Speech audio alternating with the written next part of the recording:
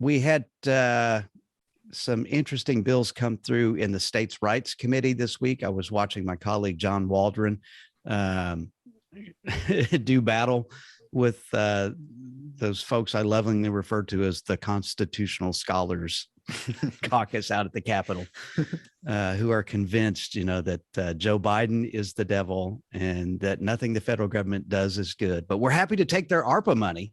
Right. We'll vote against the ARPA money.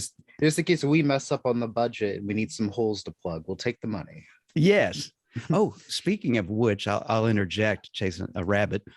Our treasurer, the day before, 2 days before the governor's State of the State address, issued his monthly update on economic activity and talking about how well the state is doing. And the treasurer said the reason why we're doing well doesn't have anything to do with cutting taxes or, all the other things. Has everything to do with the federal government pumping dollars into the state of Oklahoma and, sadly, inflation. Those two things are really what's driving economic output in the state of Oklahoma.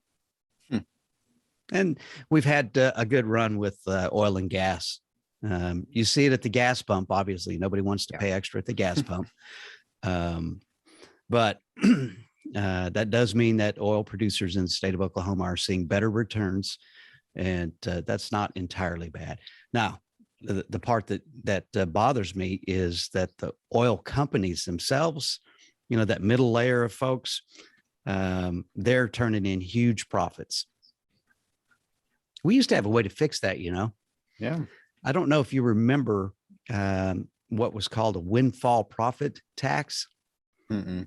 So windfall profit tax comes into play when your earnings, net earnings, not gross, so the leftovers exceed a certain point.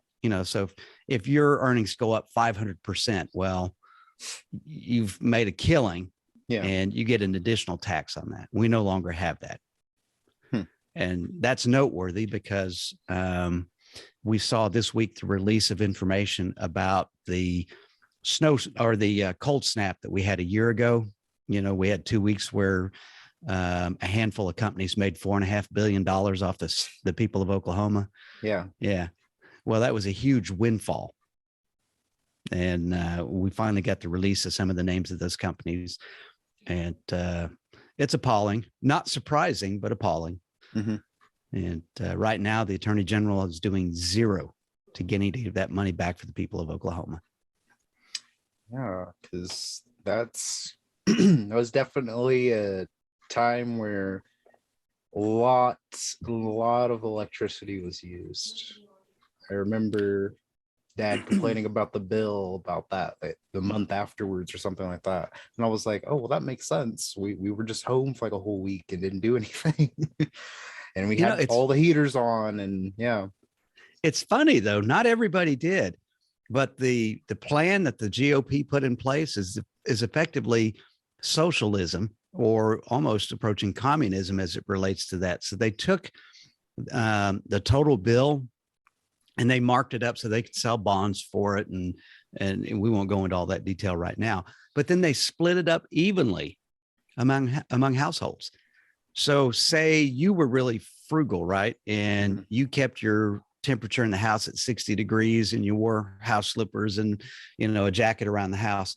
And I was around in Bahama shorts and, tank top, and I had mine at 78, so I'm really killing it with the utilities and you aren't. We still wound up with the exact same thing. And we're both going to pay for the next 25 years. Yeah. Shameful. Even a Republican stood up against it. All three members of the Corporation Commission are elected GOP. Bob Anthony, who's the dean of the Corporation Commission, issued a blistering dissent this week as they started passing all of these plans. I'll have to send it to you. You'll look at it and you'll say, well, yeah.